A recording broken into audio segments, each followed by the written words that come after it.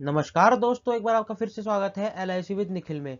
आज की वीडियो में हम जानेंगे क्रिटिकल इलनेस राइडर के बारे में। तो सबसे पहले तो जानते हैं राइडर का क्या मतलब होता है। तो राइडर का मतलब एक एक्स्ट्रा बेनिफिट होता है जिसे हम अपनी पॉलिसी में एक्स्ट्रा प्रीमियम देके ऐड करवा सकते हैं।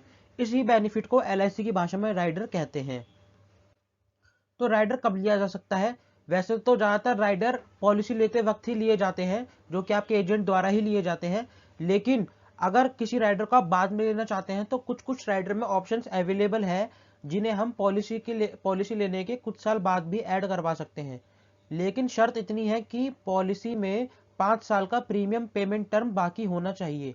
जैसे अगर कोई 20 साल की पॉलिसी है और 20 साल का प्रीमियम पेमेंट टर्म है, तो उसमें कम से कम 5 साल का प्रीमियम बाकी रहना चाहिए। यानी कि 15वें साल तक आप इस राइडर को अपनी पॉलिसी में ऐड करवा सकते हैं और 16वें साल से इस राइडर को आप अपनी पॉलिसी में ऐड नहीं करवा सकते। तो क्रिटिकल इलनेस राइडर क्या होता है? तो सबसे पहले तो क्रिटिकल इलनेस राइडर को आप पॉलिसी लेते समय ही ले सकते हैं, उसके बाद नहीं ले सकते। और यदि पॉलिसी लेते समय आपने नहीं लिया तो पॉलिसी चालू होने के बाद ये राइडर आपकी पॉलिसी में ऐड नहीं करवाया जा सकता। इस राइडर के अंतर्गत 15 बीमारियां कवर है, यानी कि इस राइडर का बेनिफिट 15 बीमारियों के लिए दिया जाएगा। और इन 15 बीमारियों में से यदि पॉलिसी होल्डर को किसी भी एक बीमारी का पहली बार पता चलता है तो LIC उसको इस राइडर के सम एश्योर्ड का भुगतान करेगी और उसके बाद ये राइडर का बेनिफिट खत्म हो जाएगा। ठीक है। और इस राइडर का बेनिफिट हम पूरे टर्म में, यानी कि पूरे पॉलिसी टर्म में इस राइडर का बेनिफिट हम केवल एक ही बार ले सकते हैं। अब कुछ लोग कंफ्यूज हो जाते हैं कि क्रिटिकल इलनेस राइडर तो ये मेडिक्लेम की तरह लग रहा है, यानी कि जो हेल्थ इंश्योरेंस पॉलिसी होती है तो उसकी तरह लग रहा है। तो ये उसकी तरह नहीं है, ये उससे अलग है। इसमें क्या होता है, जैसे कि आपको इन 15 बीमारियों में से किसी भी बीमारी का पता चलेगा तो आपको LIC आपके राइडर का सम एश्योर्ड दे देगी। अगर आपने 15 लाख का सम एश्योर्ड लिया है तो 15 लाख रुपए आपको दे देगी। और मेडिक्लेम में क्या होता है, आप उस बीमारी का इलाज करवाते हैं हॉस्पिटल में जाके, जिसमें आपको एडमिट रहना पड़ता है। और इस राइडर में केवल इन 15 बीमारियों में से कोई एक बीमारी होती है तभी आपको पैसा मिलेगा। और मेडिक्लेम में आपकी हर एक बीमारी कवर होती है, चाहे छोटी हो चाहे बड़ी हो। तो इसलिए आपको मेडिक्लेम लेना भी बहुत जरूरी है। जैसे कि ये पेशेंट देख रहे हैं आप, इसने भी मेडिक्लेम लिया हुआ है तभी ये इतना खुश है। इसको पता है कि मैं साल का 30,000 रुपये भरूंगा, लेकिन मेरे को 6 लाख का या 5 लाख का हर साल बेनिफिट मिलेगा जिसका मैं इलाज करवा सकता हूँ। तो यहाँ पे 15 बीमारियां कौन कौन सी है? सबसे पहले कैंसर है, दूसरा ब्रेन ट्यूमर है, उसके बाद पैरालिसिस ऑफ लिम्स है, एल्जाइमर है, और बोन ट्रांसप्लांट है, ओपन हार्ट रिप्लेसमेंट है। उसके बाद ये multiple sclerosis, open chest, CABG। तो ये बीमारियां जो है ना, ये जिनको होंगी ये बीमारियां, उनको पता होगा कि हाँ भाई मेरे ये बीमारियां हैं, तो वो समझ जाएंगे। उसके बाद किडनी फेलियर है, 3rd डिग्री बर्न्स है जिसमें जल जाता है इंसान। उसके बाद ब्लाइंडनेस है, पल्मोनरी हाइपरटेंशन है, एरोटिक सर्जरी है, स्ट्रोक है। उसके बाद मायोकार्डियल इन्फ्रैक्शन है।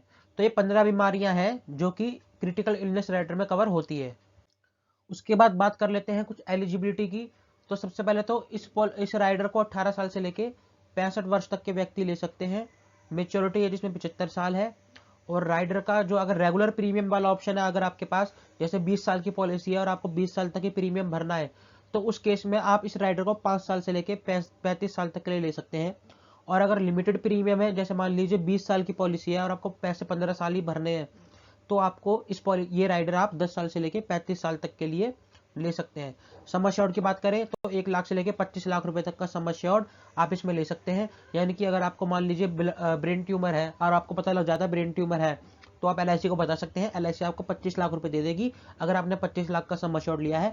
उस 25 लाख का इस्तेमाल चाहे आप अपने इलाज में करिए चाहे किसी और चीज के लिए करिए। उसके बाद वेटिंग पीरियड इसमें 90 दिन का है। और एक्सीडेंटल केस में कोई वेटिंग पीरियड नहीं है। यानी कि 90 दिन का वेटिंग पीरियड इसलिए दिया गया है कि अगर मान लीजिए पॉलिसी लेने के बाद 1 महीने बाद, यानी कि 30 दिन बाद भी आपको कोई बीमारी पता लगती है, तो उस केस में आपको कोई बेनिफिट नहीं मिलेगा, इसलिए 90 दिन का इसमें वेटिंग पीरियड दिया गया है। उसके बाद इसमें एक शर्त और है कि आपको बीमारी पता लगने के बाद आप 30 दिन तक जिंदा रहने चाहिए। यानी कि अगर किसी को बीमारी पता लगती है, उसके ब्रेन ट्यूमर है, तो वो इंसान उस बीमारी के पता लगने के बाद 30 दिन तक जिंदा रहने चाहिए। अगर 30 दिन के अंदर वो इंसान मर जाता है तो उसको कोई भी बेनिफिट नहीं मिलेगा। जैसे मान लीजिए अगर आज 25 नवंबर है और मुझे आज इस बीमारी का पता लगता है कि मेरे ब्रेन ट्यूमर है, तो 25 दिसंबर तक मैं जिंदा रहना चाहिए। अगर उससे पहले मेरी डेथ हो जाती है तो इस राइडर का मुझे कोई भी बेनिफिट नहीं मिलने वाला। तो यहाँ पर कुछ एक्सक्लूजन्स है, इस राइडर का बेनिफिट आपको कब नहीं मिलेगा। पहला तो वही है 30 दिन वाला, और 90 दिन का इसमें वेटिंग पीरियड जो मैं बता चुका हूँ।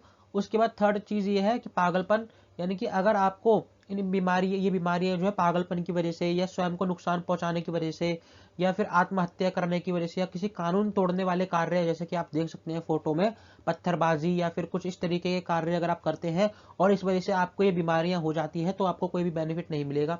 अगर आप HIV पॉजिटिव हो जाते हैं तो भी बेनिफिट नहीं मिलेगा। उसके बाद युद्ध, दंगे, नागरिक अस्थिरता, ये सब जो होती रहता है आजकल इंडिया में, इस वजह से भी अगर कोई बीमारी होती है, जैसे कि मान लीजिए दंगे में 3rd डिग्री बर्न्स हो जाते हैं, आपका हाथ जल गया बहुत ज्यादा, तो आपको उस केस में भी कोई भी बेनिफिट नहीं मिलेगा। उसके बाद कोई बीमारी जो बचपन से है, या फिर कुछ भी मतलब ऐसी है बीमारी जो डॉक्टर की सलाह ना मानने के कारण हो गई है, डॉक्टर ने आपको बोला है कि खट्टा नहीं खाना या बाहर का नहीं खाना, आप फिर भी खाते हो, तो उस केस में भी अगर आपकी बीमारी बन जाती है कोई भी, तो बेनिफिट नहीं मिलने वाला। उसके बाद परमाणु विकिरण, यानी कि रेडियो एक्टिव जो होते हैं, जैसे कि जापान में हिरोशिमा नागासाकी में जो न्यूक्लियर बॉम्ब गिराया था अमेरिका ने, तो वहां पर आज भी जापान में आज भी जो भी बच्चे पैदा होते हैं वो ठीक तरीके से पैदा नहीं होते, हैंडीकैप होते हैं, या उन्हें कोई ना कोई बीमारियां होती है, तो वो आज तक उस रेडियो एक्टिव का असर है, वहां पर उस परमाणु बम का आज तक भी असर है। तो इस वजह से अगर परमाणु के किसी भी मतलब संपर्क में आने की वजह से कोई बीमारी अगर आपको होती है, तो उस केस में आपको कोई बेनिफिट नहीं मिलेगा। और लास्ट में वही आ गया चिकित्सा सलाह लेने में विफल होना, यानी कि डॉक्टर के द्वारा जो आपको बताया गया है, अगर आप उनकी बात नहीं मानते हो और ये बीमारी आपको हो जाती है, तो भी आपको बेनिफिट नहीं मिलने वाला। उसके बाद यहाँ पर मैंने एक एग्जांपल लिया है विद राइडर और विदाउट राइडर, यानी कि आप राइडर लेंगे और आप नहीं लेंगे तो आपको क्या फायदा और क्या नुकसान होने वाला है।